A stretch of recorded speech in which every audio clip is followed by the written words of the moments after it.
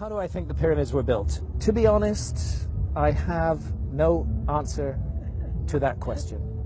And anybody who tells you that he or she knows how the pyramids were built are not telling the truth, because we don't know. We don't know. The Great Pyramid contains a number of mysteries. The Great Pyramid, first of all, is very big. The Great Pyramid weighs 6 million tons. We can calculate that from its mass. It weighs 6 million tons. Its footprint is 13 acres. It's more than 750 feet along each side. It's 481 feet tall. More than 2.5 million individual blocks of stone were used in its construction. But it's not just big, it's really, really precise. The Great Pyramid is locked in to the cardinal dimensions of our planet. The Great Pyramid is targeted on true north within 3/60ths of a single degree. Now, no modern builder would create a large building and add onto his or her shoulders the additional burden of aligning it to true north within a fraction of a single degree. They just wouldn't get it. They wouldn't understand why it was important to do that. But something drove the builders of the Great Pyramid to go to a very great additional trouble, not only to create this massive, imposing monument, but also to lock it on to true north. And then other things, to incorporate into its dimensions the dimensions of our planet. I don't want to get too numerical or possibly even boring here, but if you take the height of the Great Pyramid and multiply it by 43,200, you get the polar radius of the Earth.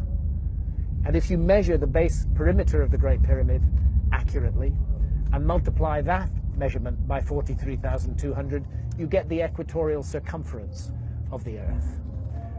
In other words, for thousands of years, through times, through dark ages, when human beings didn't even know they lived on a planet, never mind its dimensions, that monument has encoded and speaks out the dimensions of our planet on a scale of 1 to 43,200. And the scale is not random. The number 43,200 is derived from a key motion of the Earth, which is called the precession of the Earth's axis. The Earth wobbles on its axis very slowly at the rate of 1 degree every 72 years. And 43,200 is a multiple of 72. In fact, I think it's 600 times 72, but I need to double check that. But it's a multiple of 72. Check it out. So they've given us the dimensions of our planet on a scale defined by the planet itself. And that's an incredibly clever thing to do. How on earth did they do it? Where did that knowledge come from? This is why I'm forced to consider the possibility of a lost civilization in the human story. This is a work of almost, but not quite, space-age precision. It contains errors, but they are human errors for sure, but they're very tiny. The great precision, great skill, great craft. Some people will say to you, oh, the Great Pyramid was built by slaves. That is utter bullshit. No slaves were ever involved in the construction of the Great Pyramid. As far as I know, there were no slaves in Old Kingdom Egypt whatsoever. The Great Pyramid, I've climbed it 5 times. I've been in every known chamber in the Great Pyramid. It is a work of stunning artistic achievement. You're looking at the work of masters of architecture at the peak of their skill. Not an unwilling labor force, but people who gave their labor to that work with love and with care and with attention.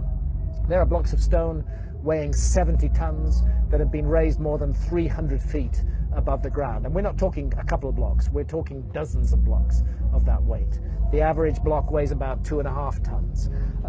It's the moving of those huge blocks of stone, their arrangement into a high precision monument, and the achievement of actually doing it, because you know, if you make a small mistake at the base, by the time you get to the summit of your 481-foot high pyramid, you don't have a pyramid, you have a corkscrew. You know? They got it all right, and nobody today can explain how they did it, with the knowledge that is supposed to have been available in ancient Egypt, in the Old Kingdom, and with the tools that are supposed to have been available. And that's why I can't help feeling that we are missing some chapter from the human story.